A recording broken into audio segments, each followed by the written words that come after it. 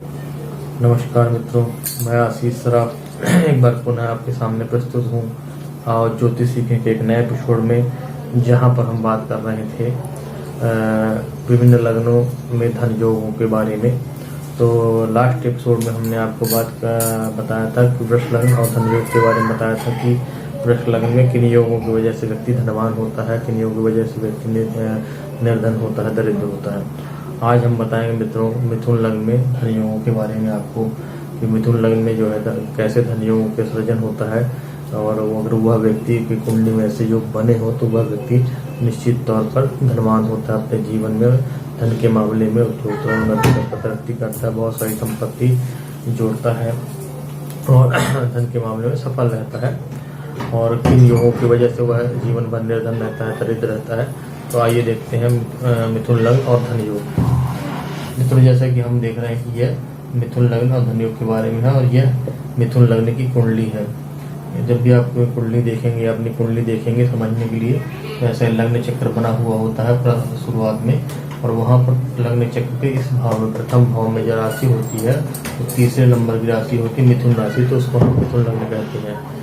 जब ये आप समझ जाएंगे कि आपका मिथुन लग्न जन्म है, तो अब उसके बाद आप देखेंगे कि धन योग के बारे में बताते हैं। यहाँ पर जो है धनेश जो होता है मित्रों, वो चौथे नंबर की राशि के धन भाव में होती है, इसको हम धनेश कहते हैं। यह चंद्रमा होता है। तो इसमें सबसे मेन इम्पोर्टेंट चीज़ है कि मिथुन लग्न में जो है चंद्रमा का किन ग्रहों से संबंध होता है, धन भाव का किन ग्रहों से संबंध होता है, किन ग्रहों की दृष्टि धन भाव पे होती है, किन ग्रहों की दृष्टि चंद्रमा पे होती है, और चंद्रमा कुंडली में किन भावों में जाके बैठा है, जैसे कि वह केंद्र स्थानों में है, वह त्रिकोण स्थानों में है, या वह त्रिक स्थानों में है। इससे उसके जीवन में उसको कहाँ से कितनी धन संपत्ति उसके पास होगी, कहाँ से उनकी आय के स्रोत होंगे, वह जीवन में कितना धनवान व्यक्ति बनेगा या दरिद्र होगा, इन चीज़ों का पता चलता है। आइए मित्रों देखते हैं। आपको सामान्य सफल और निष्फल शुभ अशुभ योगों को मैं बता देता हूँ। जो यहाँ पर अगर शुभ योग की बात करें मिथुन लगने वालों के लिए, तो हम बुध और शुक्र का प्लस शुक्र जो होता है, दोनों का योग कुंडली में होता है केंद्र या त्रिकोण स्थानों में, तो वह अति शुभ योग माना जाता है। इसके बाद निष्फल योगों में यहाँ पर हम बात करते हैं। निष्फल योगों से मतलब होता है ऐसे योगों का जिनका कोई प्रतिफल हमें नहीं मिलता धन के संबंध में, तो उनको हम उन ग्रहों की युतियों को हम निष्फल योग कहते हैं। यहाँ पर गुरु और शुक्र मिलते हैं तो उनका निष्फल योग होता है। गुरु और शनि मिलते हैं मिथुन लग्न में तो निष्फल योग होता है। बुध और शनि भी मिलते हैं तो उनकी युति भी निष्फल योग का सृजन करती है। इसके बाद आप आते हैं अशुभ योगों में। अशुभ योग होते हैं जिनका कुंडली के मिलने से जो है जिन ग्रहों की युति होती है वो अपने भावों के फलों की हानि हो जाती है। तो उनमें अगर हम बात करें तो बुध और मंगल अगर कहीं पर कुंडली में इनका युति होती है किसी भाव में, तो यह अपने अपने भावों की फलों की हानि कर देते हैं, इसलिए उनको अशुभ योग माना जाता है। इसके बाद आते हैं बुध और गुरु अगर कहीं पर मिलते हैं तो यह भी अपने भाव के फलों की हानि करते हैं, इसलिए यह अशुभ योग माना जाता है। और सूर्य और बुध ये दोनों भी अगर कुंडली में किसी स्थानों पर मिलते हैं तो यह अपने अपने भावों की फलों की हानि करते हैं। ठीक है। तो इसके बाद आते हैं राजयोगकारी ग्रह। राजयोगकारी ग्रह मित्र होते हैं मिथुन लगने के लिए होते हैं बुध, जो कि यहाँ पर आपके चौथे स्थान का स्वामी बनता है, और लग्नेश भी है। दो ग्रहों के स्वामी है बुध प्लस शुक्र। आपका यहाँ पर हो गया आपका 5वें स्थान का स्वामी है प्लस 12वें स्थान का स्वामी है, और चंद्रमा स्वयं जो धनेश हो गया यहाँ पर धन स्थान का स्वामी है। अगर इस मिथुन लग्न में बुध शुक्र और चंद्र की युति कहीं पर केंद्र स्थान में त्रिकोण स्थानों में होती है, यह कुंडली में अपने उच्च स्थान पे होते हैं, यह स्वराज से स्थित होते हैं, यह अच्छे ग्रहों से दृष्ट होते हैं, तो निश्चित तौर पर जो व्यक्ति होता है, जो जातक होता है, वह राजयोग फलकारी उसका प्रभाव होता है कि वह अपना जीवन एक राजा की तरह व्यतीत करता है। मित्रों, यहाँ पर बहुत सारी हमने विडंबनाएं देखी हैं कि लोग, जैसे अब हम बात करते हैं राजयोग की, तो राजयोग का संबंध लोग की सिर्फ मंत्री मिनिस्टर और पीएम सीएम और आईएएस कलेक्टर से लगा लेते हैं। मित्रों, ऐसा नहीं है। जब हम राजयोग की बात करते हैं तो राजयोग का सीधा संबंध होता है राजा तुल्य जीवन व्यतीत करने से मतलब होता है। जिन व्यक्ति कुंडली में राजयोग भी बहुत कई प्रकार के होते हैं, इसकी चर्चा हम अगले कुछ एपिसोडों में करेंगे, आपको राजयोग के बारे में बताएंगे कि राजयोग कितने प्रकार के होते हैं, कैसे कैसे होते हैं। तो राजयोग का संबंध सीधा सीधा होता है कि राजा तुल्य जीवन व्यतीत करना, राजशाही जीवन जीना, उसे हम राजयोग कहते हैं मित्रों। अब ये कई प्रकार के हो सकता है, तो इसके बारे में हम अपना चर्चा अगले एपिसोड में करेंगे। आइए देखते हैं मिथुन लग्न में धन योग, कुछ विशेष धन योग जो है। मिथुन यहाँ पर अगर हम धन योग की बात करें, सबसे पहला है कि मिथुन लग्न में जो चंद्रमा धनेश होता है, यह अपनी स्वराशि का हो जाए या अपनी उच्च राशि का हो जाए, तो वह व्यक्ति निश्चित तौर पर धनवान होता है। मतलब कि चंद्रमा अपने स्वयं घर में बैठा हो या अपनी उच्च राशि वृष राशि में उच्च का बैठा हो 3 डिग्री में, तो वह व्यक्ति धनवान होता है, पहला ग्रह। दूसरा है मिथुन लग्न में अगर चंद्रमा जो है अपना राशि परिवर्तन करके शनि की राशि में चला जाए, शनि और इनकी राशि में चंद्रमा की राशि में आके बैठ जाए, यानी कुंभ राशि में चंद्रमा चला जाए और शनि जो है चतुर्थ राशि यानी यहाँ पर धनेश स्थान में आ जाए, तो वह व्यक्ति धन के मामले में भाग्यशाली होता है। अपने कर्म और भुज बलों से वह काफी धन अपने जीवन में काफी धन अर्जित करता है। इसके बाद हम बात करें मिथुन लग्न का पंचमी शुक्र के साथ राशि परिवर्तन योग हो जाए या युति बन जाए, तो वहां पर भी व्यक्ति भाग्यशाली और धनवान होता है। इसके पश्चात हम बात करेंगे बुध की। मिथुन लग्न में यहाँ पर चूंकि बुध जो होता है 2 स्थानों को स्वामी बनता है। अगर मिथुन लग्न में बैठा हुआ है और इसका शनि के साथ युति करके बैठा हुआ, तो व्यक्ति वह भाग्यशाली होता है। यह मिथुन लग्न में लग्नेश अगर चंद्रमा चतुर्थेश होकर के बुध कन्या राशि में उच्च का बैठा होता है, जिससे एक भद्र नामक योग की सृष्टि होती है, जिसमें व्यक्ति जो है धनवान होता है, भाग्यशाली होता है, भूमिपति होता है, अच्छे भूमि भवन मकान वाहन आदि का स्वामी होता है। इससे भद्र योग बनता है। तो इसी प्रकार अगर हम बात करते हैं यहाँ पर गुरु भी, गुरु ग्रह जो होता है मित्र, यहाँ पर एक गुरु ग्रह होता है। गुरु यहाँ पर 2 राशियों का स्वामी होता है, सप्तम और दशम का स्वामी बना हुआ है। लेकिन चूंकि यहाँ पर केंद्राधिपति दोष लग जाता है मित्रों, तो वह कहीं न कहीं उसके फलों को कम कर देता है। तो लेकिन यहाँ पर अगर हम गुरु की बात करें कि गुरु अगर उच्च का होके धन्य स्थान में बैठता है मित्रों, और साथ में अगर उसकी चंद्रमा के साथ युति है, तो यहाँ पर एक प्रबल गज केसरी योग का सृजन करता है। वो गज केसरी योग गुरु और चंद्र को मिला के जब युति होती है किस भाव में, तो उसको गज केसरी योग कहते हैं। यह अत्यंत ही शुभ योग माना गया है मित्रों। अगर यह केंद्र और त्रिकोण स्थानों पे बनता है तो यह अत्यंत ही शुभ ग्रह माना गया है। और अगर यह योग कारिक योग होता है तो अभी हम देखते हैं गुरु यहाँ पर 2 स्थानों को दशम को स्वामी बनता है, और चतुर्थ स्थान चंद्रमा के साथ युति करके केंद्र स्थानों में धनेश या एकादशेश या इन्हीं स्थानों में अगर उनकी युति बनती है, तो वो अत्यंत ही शुभ योग होता है। इसके बाद हम बात करेंगे मित्रों यहाँ पर एक मंगल की बात करेंगे। तो मंगल ग्रह अगर अपने यहाँ लाभेश स्थान में बैठा हुआ, लाभ स्थान का स्वामी का अगर चंद्रमा से यहाँ से राशि परिवर्तन योग हो जाता है, चंद्रमा मंगल चंद्र की राशि में चंद्र मंगल की राशि में आ जाता है, या दृष्टि संबंध एक दूसरे में हो जाते हैं, तो यह भी एक महालक्ष्मी योग का सृजन करता है। अत्यंत भाग्यशाली जातक होता है और अपने जीवन काल में बहुत धन अर्जित करता है।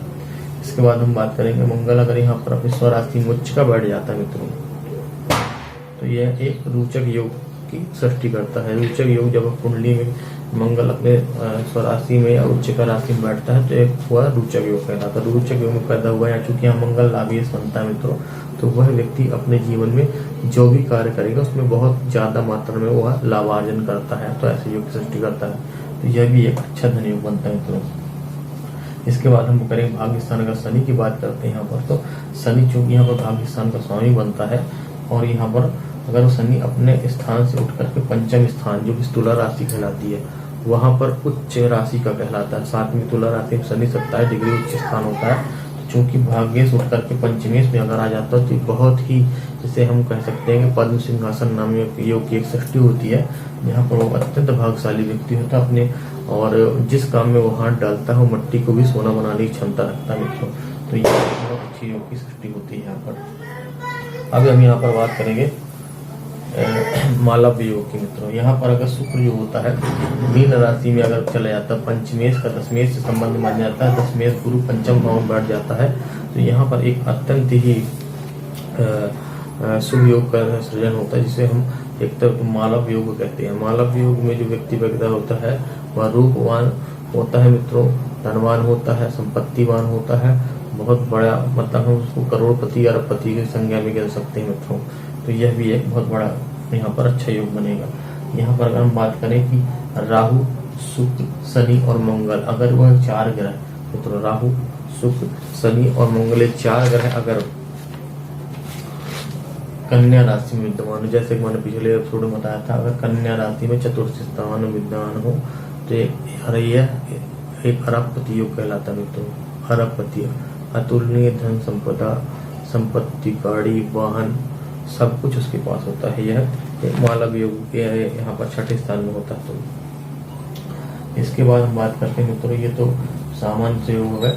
हम चंद्रों से लेकर विभिन्न ग्रहों के बारे में वे संबंध बता देते हैं। चंद्रमा का अगर द्वितीय भाव सूर्य संबंध जो होता है, जातक को जो है आपके भाइयों से उसके धन प्राप्ति होती है, उससे धन भी लाभ होता है।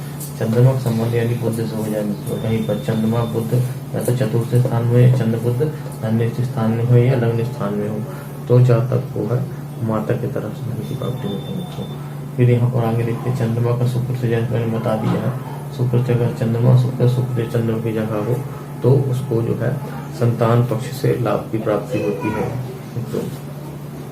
चंद्रमा का 6ठे मंगल के साथ अगर संबंध हो, राशि परिवर्तन, मंगल चूंकि यहाँ पर 2 स्थानों से मंत्र लाभी है, 6ठे तो 6ठे और चंद्रमा का संबंध, चंद्र मंगल का संबंध कहीं पर भी दूसरे या 11वें स्थान पे हो जाता है तो ऐसा जातक वैसे ही भाग्यशाली होता है।